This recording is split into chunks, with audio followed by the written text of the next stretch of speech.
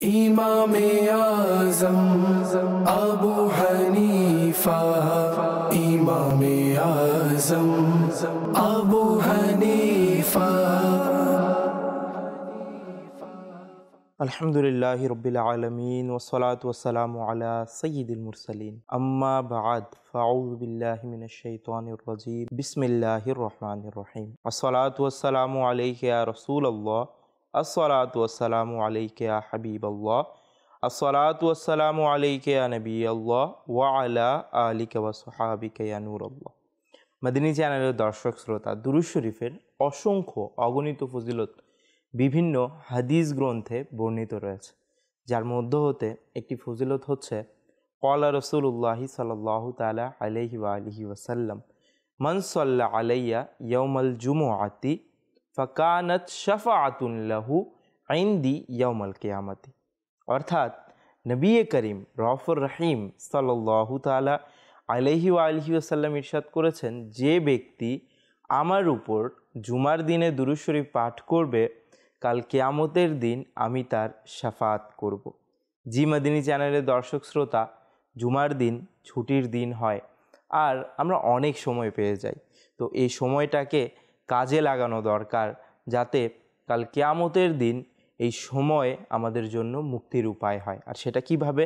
সেটা হচ্ছে দুরূদ শরীফ পাঠ করার মাধ্যমে। সাল্লু আলাল হাবিব সাল্লাল্লাহু তাআলা আলা মুহাম্মদ সাল্লাল্লাহু আলাইহি ওয়া আলিহি ওয়াসাল্লাম। মাদানী চ্যানেলের দর্শক শ্রোতা, ইমামে আজম রহমতুল্লাহি তাআলা আলাইয়ের জ্ঞান গর্ভ মর্যাদা, এই অনুষ্ঠানে আপনাদের সবাইকে জানাচ্ছি অনেক অনেক শুভেচ্ছা ও স্বাগতম।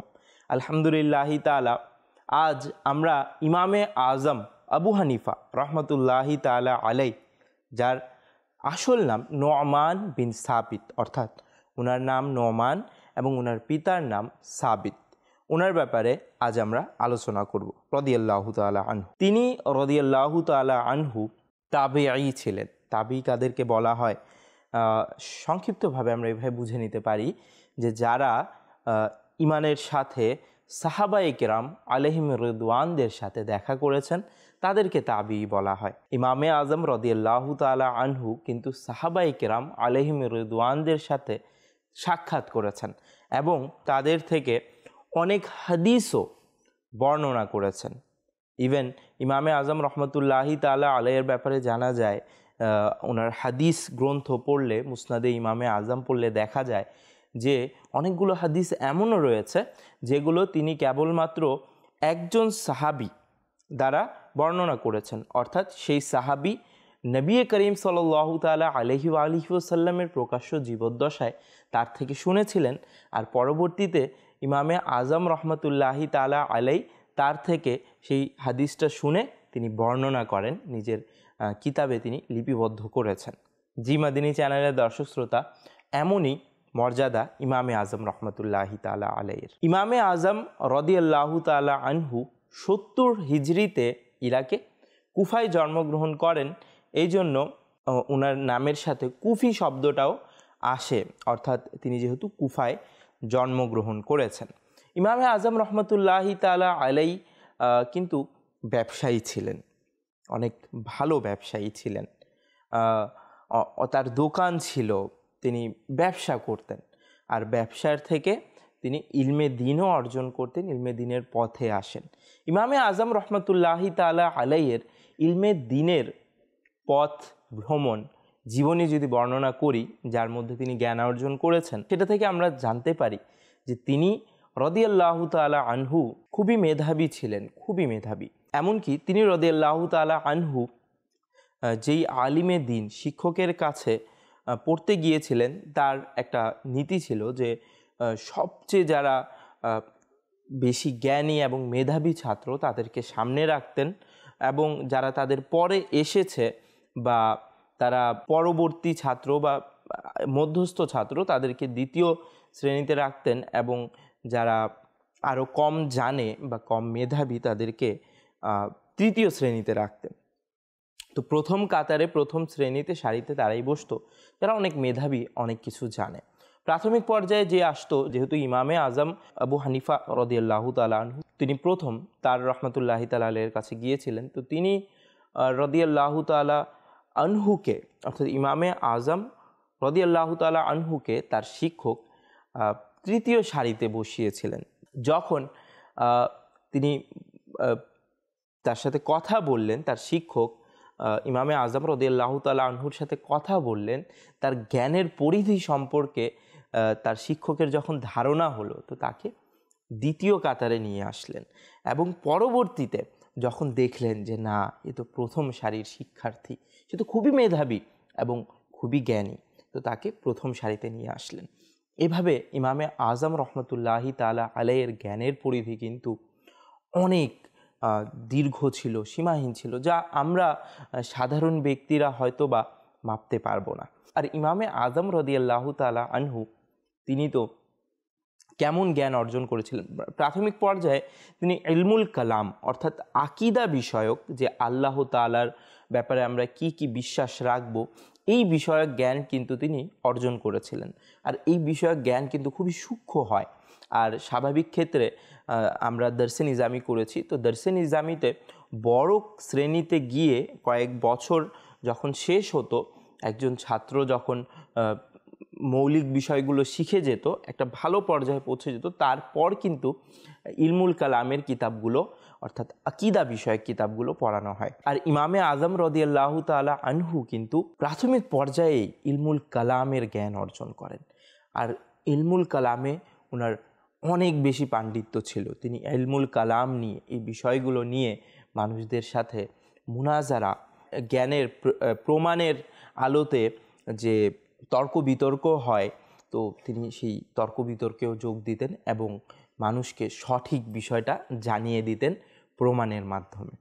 মাদানী চ্যানেলের দর্শক শ্রোতা, ইমামে আজম রাদিয়াল্লাহু তাআলা আনহুর ব্যাপার আরও আলোকিত হয় এইভাবে যে যখন তিনি ইলমে ফিকের দিকে আসেন, তার তো ইলমুল কালামের ব্যাপারে পাণ্ডিত্য ছিলই, পরবর্তীতে তিনি ইলমে ফিকও অর্জন করা শুরু করেন। আর ইলমে ফিক কেমন অর্জন করা শুরু করেন যে তিনি ইলমে ফিকের ইমাম হয়ে যান। জি মাদানী চ্যানেলের দর্শক শ্রোতা, তিনি ইলমে ফিক অর্জন করতে লাগলেন। আর তিনি কেমন তর্ক বিতর্ক, মুনাজারা করতেন প্রমাণের আলোতে, যে কুরআন ও হাদিসের আলোকে, প্রমাণের আলোতে তিনি কেমন ইলমে মুনাজারা করতেন প্রমাণ নির্ভর, আর তার মেধা কেমন ছিল, এই ঘটনাটা তার একটি ছোট্ট উদাহরণ হতে পারে যে ইমামে আজম রাদিয়াল্লাহু তাআলা আনহুর সাথে কিরাত খলফাল ইমাম, অর্থাৎ কিরাত খলফাল ইমাম দ্বারা উদ্দেশ্য হচ্ছে যে ইমাম সাহেব যখন নামাজ পড়ান আর আমরা যখন তার ইক্তেদা করি, মুক্তাদি হই নামাজ পড়ে গিয়ে মসজিদে, যেমন উদাহরণস্বরূপ আমরা জোহরের নামাজ পড়তে গেলাম, তো জামাত সহকারে নামাজ আদায় করছি, ইমাম সাহেব পড়াচ্ছেন, কিংবা মাগরিবের নামাজ পড়তে গেলাম, জামাত সহকারে নামাজ পড়ছি, ইমাম সাহেব পড়াচ্ছেন, তো ইমাম সাহেব তো কিরাত করেনি, তো আমরা কিরাত করি না। এটা হচ্ছে ইমাম আজম আবু হানিফা রহমতুল্লাহি তাআলা আলাইহির কুরআন হাদিস ভিত্তিক মাসআলা, তিনি এটা দিয়েছিলেন, বলেছিলেন, তার এই মত ছিল। তো তিনি রাদিয়াল্লাহু তাআলা আনহু এর অনেকে বিপক্ষেও ছিল, তখন কিছু মানুষ বিপক্ষে ছিল, তারা বলল যে না, মানে পড়তে হবে, কিরাত খলফাল ইমাম করতে হবে, একজন মুক্তাদি যখন যাবে সেও কিরাত করবে, এমন ধারণা পোষণ করত। তো মতবিরোধ ছিল তার সাথে। তো যখন তারা ইমামে আজম রহমতুল্লাহি তাআলা আলাইহির কাছে গেল মুনাজারা করতে, তর্ক বিতর্ক করতে, তখন ইমামে আজম রাদিয়াল্লাহু তাআলা আনহু বললেন যে আপনারা তো অনেক মানুষ, এত মানুষ সবাই একসাথে কিভাবে আমার সাথে কথা বলবেন, তো আপনারা একজন প্রতিনিধি নিযুক্ত করে দেন যে আমার সাথে কথা বলবে। তো তারা বলল ঠিক আছে। তো তারা পরামর্শ করলো আর তারা একজন প্রতিনিধি নিযুক্ত করলো এবং তাকে আগে বাড়িয়ে দিল। তো ইমামে আজম রাদিয়াল্লাহু তাআলা আনহু জিজ্ঞেস করলেন যে হ্যাঁ, ইনাকেই কেন সামনে বাড়ালেন?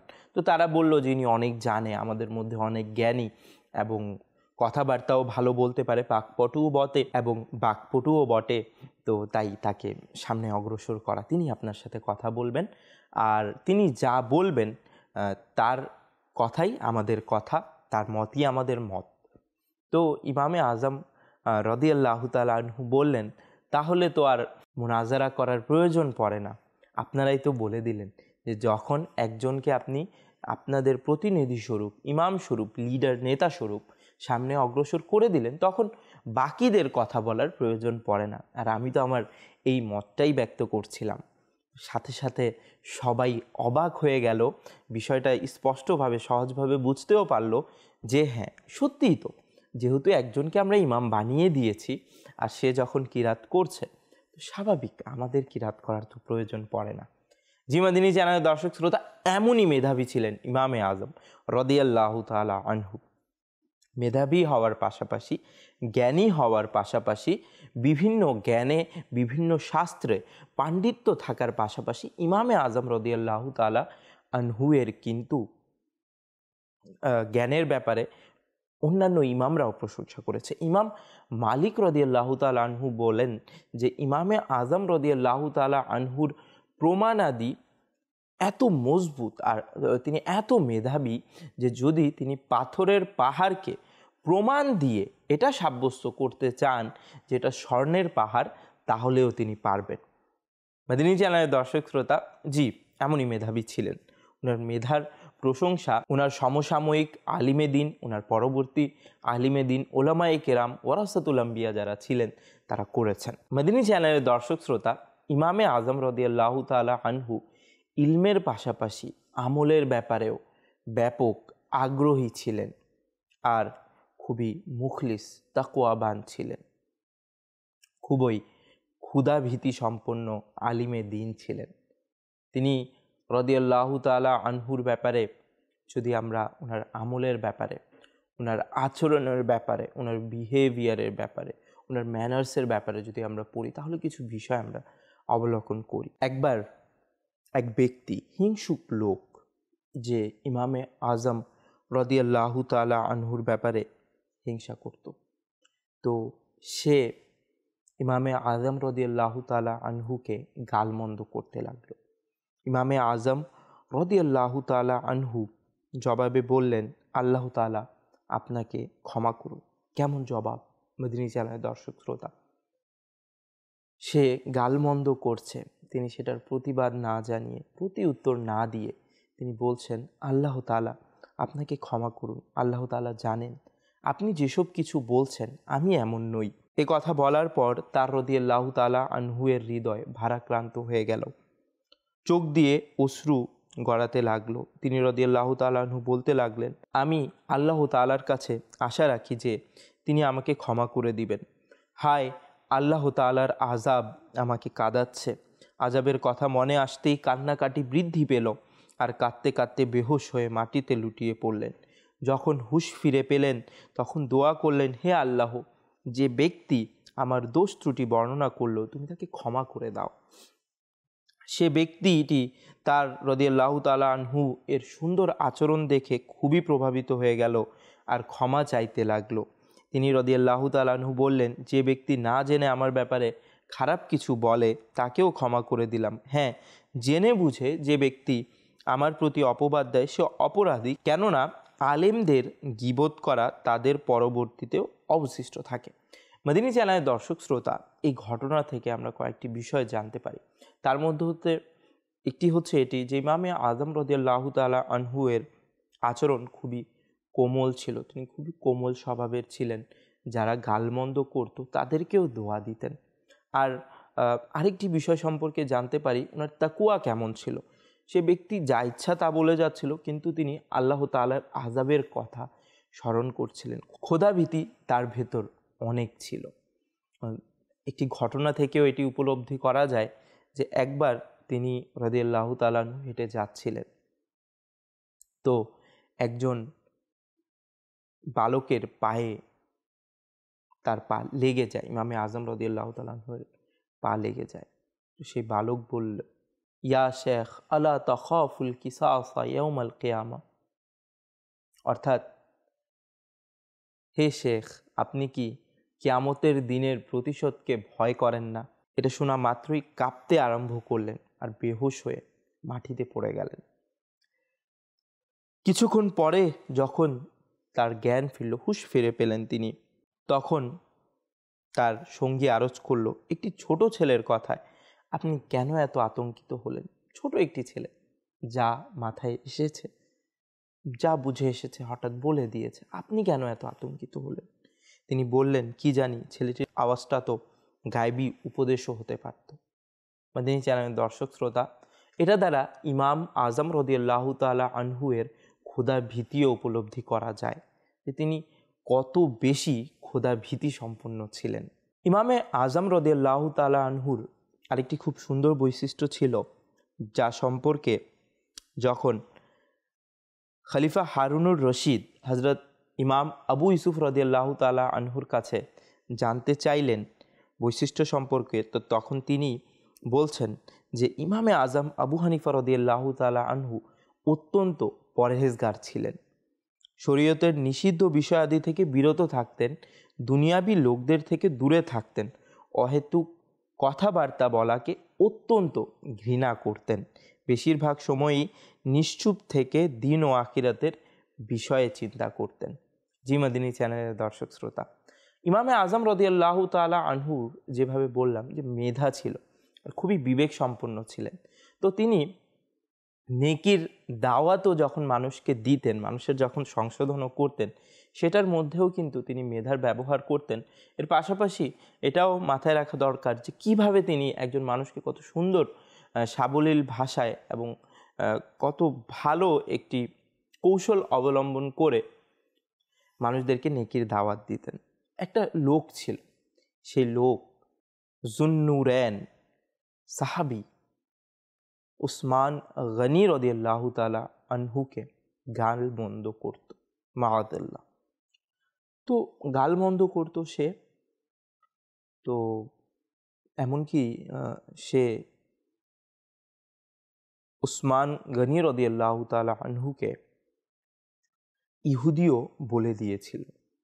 ইমামে আজম রাদিয়াল্লাহু তাআলা আনহু তাকে একবার বললেন যে একটা ছেলে আপনার মেয়ের জন্য যে খুবই নেককার, পরহেজগার এবং খুবই ইবাদতকারী, ন্যায়পরায়ণ, নেক বৈশিষ্ট্যের অধিকারী, সে খুবই ভালো একটি ছেলে, তো আপনি কি বলেন তার সাথে আপনার মেয়ের বিবাহের ব্যাপারে? তো সে লোকটি বলল, অবশ্যই এমন ছেলে পাওয়া তো আমাদের পরিবারের জন্য সৌভাগ্যের ব্যাপার। তো ইমামে আজম রাদিয়াল্লাহু তাআলা আনহু বললেন, কিন্তু একটি বিষয় হচ্ছে, সেই ছেলেটি হচ্ছে ইহুদি। এটা শোনা মাত্রই সে বলল, উচ্চ কণ্ঠে বলল, এটা কিভাবে সম্ভব? একজন ইহুদির সাথে আমি কিভাবে আমার মেয়েকে বিবাহ দিব? তো ইমামে আজম রাদিয়াল্লাহু তাআলা আনহু বললেন, আপনি একজন সাধারণ ব্যক্তি, আপনি একজন ইহুদির সাথে বিবাহ দিবেন না।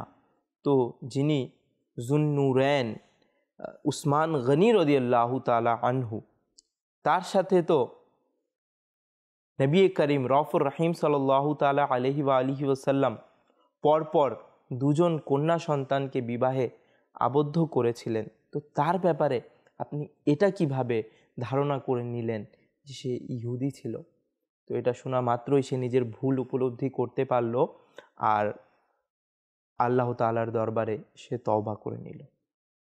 জি মাদিনী চ্যানেলের দর্শক শ্রোতা, এভাবেই মেধার সাথে সাথে সুন্দর কৌশল অবলম্বন করে জ্ঞান ভিত্তিক মানুষদেরকে তিনি সংশোধন করতেন। তিনি রাদিয়াল্লাহু তাআলা আনহু প্রতিদিন রাতে এক কুরআন খতম দিতেন এবং খতম দিতেন প্রতিদিন রাত্রে। আর যখন রমজান মাস আসতো তখন দিনে তিনি 2 কোরআন খতম দিতেন, অর্থাৎ কোরআন শরীফকে 2 বার তিনি খতম করতেন, তেলাওয়াত করতেন। এভাবে করে তিনি পুরো রমজান মাসে 30টি রোজাতে তিনি 60 বার কোরআন শরীফ খতম করতেন। জি মাদিনী চ্যানেলের দর্শক শ্রোতা, অনেক জ্ঞান অর্জন, মানুষদেরকে জ্ঞান পৌঁছানো, মানুষদের সংশোধন এবং নিজের দৈনন্দিন কাজের পাশাপাশি তিনি ইবাদতেও অনেক আগ্রহী এবং খুবই আবিদ ইবাদতকারী ছিলেন, ইবাদত পরায়ণ ছিলেন।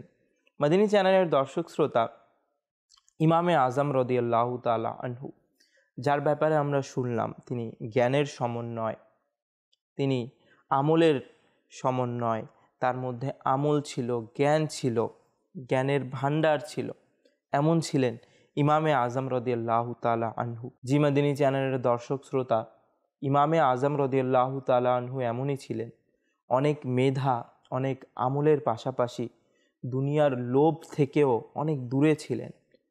দুনিয়ার পদবি, দুনিয়াবি পদবি, যত উচ্চ পদবি হোক না কেন, সেটা থেকে তিনি ফিরে এসছেন, দূরে ছিলেন। আর এমনই ব্যক্তি যখন ইতিহাসে পাতায় আমরা পড়ি, তখন আমাদেরও এটা ইমান উদ্দীপকের কারণ হয়। আর এমন ব্যক্তি রয়েছে যারা ইমাম, যারা সঠিক অর্থে নবী করিম সাল্লাল্লাহু তাআলা আলাইহি ওয়া আলিহি ওয়াসাল্লাম আম্বিয়ায়ে কেরামদের ওয়ারিস। জি মাদিনী চ্যানেলের দর্শক শ্রোতা, আর এমন ব্যক্তি যার ভেতর রুহানিয়াত ভরা, নুরানিয়াত ভরা, যার ভেতর ইলম ও আমলের সমষ্টি, রুহানিয়াতের সমষ্টি, কোরআনে পাকের নূর, হাদিসের নূর যার অন্তরে বিদ্যমান, তিনি যখন কোনো মাসআলা বের করেন, তিনি যখন কোরআন ও হাদিস নিয়ে রিসার্চ করে কোনো কিছু একটা বের করেন, সেটা ততই বেশি বিশুদ্ধ হয়। আর স্বাভাবিক ক্ষেত্রে আমরা তো সাধারণ মানুষ, আমরা যদিও বা জ্ঞান অর্জন করতে পারবো স্বাভাবিক ক্ষেত্রে, কিন্তু সেই পদবীর জ্ঞান আর সেই পরিধির জ্ঞান স্বাভাবিক আমাদের দ্বারা তো সম্ভব নয়। তাই ইমামে আজম রাদিয়াল্লাহু তাআলা আনহু যেই মাসআলাগুলো বের করে গিয়েছেন, যে সমাধানগুলো দিয়ে গিয়েছেন, আমরা সেগুলোকে ফলো করি, আমরা সেগুলো অনুসরণ করি। আর যারা ইমামে আজম রাদিয়াল্লাহু তাআলা আনহুকে অনুসরণ করেন তাদেরকে হানাফি বলা হয়, এবং যারা ইমাম শাফি রহমতুল্লাহি তাআলা আলাইহিকে স্মরণ করেন তাদেরকে শাফি বলা। এই চারজন প্রসিদ্ধ ইমাম, চারজনই হক, চারজনই সত্য, সঠিক। যারাই এই চারজনকে অনুসরণ করবে, অর্থাৎ ওনারা যেই মাসআলা মাসাইলের সমাধান দিয়ে গিয়েছিলেন, কুরআন ও হাদিস থেকে ওনারা যেই মাসআলা মাসাইল বের করে দিয়েছেন, আমাদেরকে সমাধান দিয়ে গিয়েছেন, স্বাভাবিক আমরা সাধারণ মানুষের পক্ষে সম্ভব না। মনে হতে পারে যে হয়তো আমরা বের করে ফেলতে পারছি, কিন্তু স্বাভাবিক ভুলই হয়। একজন খুব বিশেষজ্ঞ, যার সারা জীবন এগুলোর মধ্যে কেটে গিয়েছে, তার কোনো কিছু গবেষণা করে কিছু একটা বের করা, আমি সাধারণ মানুষ 2-4 দিন হলো একটি কিতাব ধরলাম আর আমার কোনো কিছু একটা বের করা, স্বাভাবিক এটা ভুলের কারণেই হতে পারে। যেখানে বলা হয়েছে যে একজন সূরা ফাতিহার যখন তাফসির করবেন, তখন কয়েকটি উট বোঝাই তাফসির হয়ে যাবে, এতগুলো তাফসিরের পৃষ্ঠা হবে। আর আমরা তো সাধারণত যদি সূরা ফাতিহার ভালোভাবে অনুবাদটাও বুঝে যাই, এটাই আমাদের জন্য অনেক কিছু। কারণ স্বাভাবিক ক্ষেত্রে যেই ইলমের প্রতি বিশেষজ্ঞ হয়, সেই সেটা ভালো করে বুঝতে পারে। যেমন স্বাভাবিক ক্ষেত্রে দেখা যায় যে কারো যদি কোনো অসুস্থতা হয়, অপারেশনের প্রয়োজন পড়ে, আমি একটা বই নিলাম, আর ডাক্তারি বই, যেই বইয়ের আলোকেই অন্য একজন ডাক্তার অপারেশন করবে, আমি সেই বই নিয়ে পড়া শুরু করলাম আর চিন্তা করলাম আমি অপারেশনটা করে ফেলব। স্বাভাবিক এটা ভালো ফল দাঁড় করাবে না, এটার খারাপ ফলই আমরা দেখতে পাবো। তো সেই জায়গায় ইমানের বিষয়, আমলের বিষয়, ইসলামের বিষয়, সেইখানে কেন আমরা এত অসতর্ক হয়ে যাই আর চিন্তা করি যে না, আমি একটু কিছু পড়েই নিজের থেকেই সব কিছু বের করে ফেলতে পারবো। এটা অবশ্যই একটা বোকামি আর নিজেকে পথভ্রষ্টতার দিকে ঠেলে দেওয়ার নাম। সুতরাং আমাদেরকে যারা বুজুর্গানে দিন ছিলেন, ইমাম ছিলেন, আইম্মা ছিলেন, আইম্মাতুল মুজতাহিদিন ছিলেন, তারা যেই মাসলা মাসাইল বের করে গিয়েছেন, তারা যে নিজের সারা জীবন শ্রম দিয়ে গিয়েছেন, সারা জীবন ইবাদত, আমল এবং এই মাসলা মাসাইলের রিসার্চের মধ্যেই নিজেদের জীবন অতিবাহিত করেছিলেন, তাদেরকে আমাদের স্মরণ করা উচিত। তারা যে সমাধান দিয়ে গিয়েছেন তা অনুসরণ করা উচিত। আল্লাহ তাআলা তৌফিক দান করুক। ইমামে আজম রাদিয়াল্লাহু তাআলা আনহুর যেই বৈশিষ্ট্যগুলো আমরা শুনলাম, আমাদের জীবনীতেও আমরা যেন সেটা ধারণ করতে পারি, আল্লাহ তাআলা সেই তৌফিক আমাদেরকে দান করুক। আরেকটি স্বাভাবিক বিষয় হচ্ছে যে এত মেধার অধিকারী হয়, এত জ্ঞানের অধিকারী হয়, এত গাম্ভীর্যপূর্ণ ব্যক্তিত্ব হয়, তাকে অবশ্যই প্রত্যেকেই নিজের কোনো না কোনো কাজে কোনো না কোনো ভালো পদবিতে নিতে চাইবে। ঠিক তদ্রূপ তখনের যে বাদশা ছিল, রাজা ছিল, তো সেও এটা ইচ্ছা পোষণ করলো যে ইমামে আজম রাদিয়াল্লাহু তাআলা আনহুকে তার বিচারক বানাবে, তার রাজ্যের বিচারক বানাবে। অবশ্যই বিচারক সম্পর্কে আপনারাও অবগত আছেন যে জাজ হওয়া, বিচারক হওয়া এটা খুবই বড় পদবি। কিন্তু ইমামে আজম রাদিয়াল্লাহু তাআলা আনহু তো আল্লাহওয়ালা ছিলেন, তো তিনি তো দুনিয়াবি প্রত্যেকটি পদ, বিশেষ করে এই জাতীয় পদকে উপেক্ষা করতেন, ইগনোর করতেন, দূরে থাকতেন এগুলো থেকে। তো তাকে বাদশাহ দাওয়াত দিল। বাদশাহ দাওয়াত দেওয়ার পর এই প্রস্তাবটা রাখলো যে আমি চাচ্ছি আপনি বিচারক হন। তো ইমামে আজম রাদিয়াল্লাহু তাআলা আনহু বললেন, আমি বিচারক হওয়ার যোগ্য নই। তো সে বাদশাহ বলল যে আপনি মিথ্যা বলছেন। তো ইমামে আজম রাদিয়াল্লাহু তাআলা আনহু বললেন, বাস এটাই তো আপনি প্রমাণ করে দিলেন, যদি আপনার কাছে আমি মিথ্যুক হই তো একজন মিথ্যুক তো বিচারক হতে পারে না। তো বাদশার কাছে এই কথাটা অপমানের মতো লাগলো, আর তিনি রাদিয়াল্লাহু তাআলা আনহুকে বাদশাহ জেলখানায় বন্দি করে দিলেন। আর ইমামে আজম রাদিয়াল্লাহু তাআলা আনহুকে প্রতিদিন 10টা করে চাবুক মারা হতো, চাবুক দিয়ে আঘাত করা হতো তার মাথার উপর, আর সেই মাথা থেকে রক্তক্ষরণ হতো, রক্ত প্রবাহিত হতো। জনগণ ইমামে আজম রাদিয়াল্লাহু তাআলা আনহুর প্রতি অনেক আকৃষ্ট ছিল।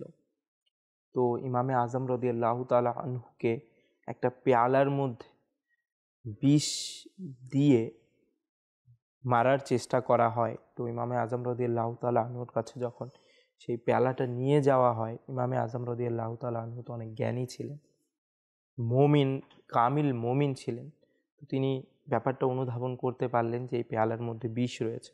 তো তিনি অস্বীকার জানালেন যে না, তিনি এইটা পান করবেন না। তারপরও তাকে বাধ্য করে, জোর জবরদস্তি করে 2 হাত ধরে তাকে সেই বিষ গলাৎকরণ করানো হয়। এই বিষ পান করানোর পর ইমামে আজম রাদিয়াল্লাহু তাআলা আনহু এর শরীরে বিষক্রিয়া আরম্ভ হলো, আর তিনি রাদিয়াল্লাহু তাআলা আনহু সাথে সাথে সেজদারত হয়ে গেলেন, আল্লাহ তাআলার দরবারে সেজদায় পড়ে গেলেন। আর সেই সেজদারত অবস্থাতেই 150 হিজরিতে 80 বৎসর বয়সে তিনি ইন্তেকাল করেন। তাকে এইভাবে শহীদ করা হয়। মাদিনী চ্যানেলের দর্শক শ্রোতা, আজ এই পর্যন্তই বিদায় নিচ্ছি। মাদিনী চ্যানেল দেখতে থাকুন, ইলমে দ্বীন অর্জন করতে থাকুন। সাল্লু আলাল হাবিব সাল্লাল্লাহু তাআলা আলা মুহাম্মদ সাল্লাল্লাহু আলাইহি ওয়া আলিহি ওয়াসাল্লাম। ইমামে আজম আবু হানিফা, ইমামে আজম আবু হানিফা।